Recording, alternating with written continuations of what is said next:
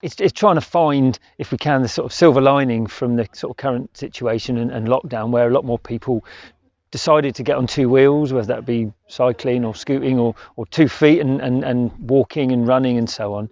And we're trying to carry that over into the autumn term, especially with the good weather we've got now. We're hoping that more students and their parents will consider active travel as a way of getting to school. So that's walking, cycling and scooting.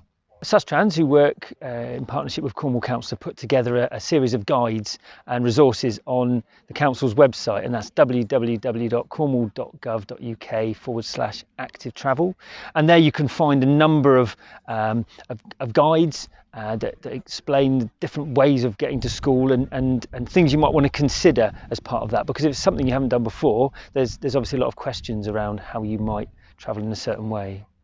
Okay, so one that we're really quite keen on pushing, apart from walking and cycling and scooting, is park and stride. So we appreciate that not everyone can travel in those ways I've just mentioned, and that they might have to drive to school for various reasons. They live far away, or they've got to go to work, or take a child to another school.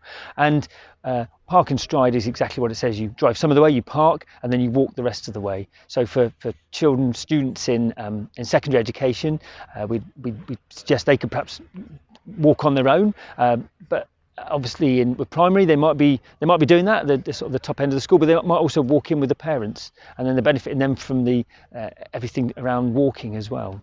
Still got some sort of residual summer autumn weather, which makes it that little bit easier to start doing something if you've not cycled for a while. It's a really good way of starting doing that, and of course we'd say you want to check over your bike, and there's a number of resources again on the council's website under active travel, where we sort of suggest how they can do that, something called an M check on their bike, so that they know it's safe and roadworthy to use again.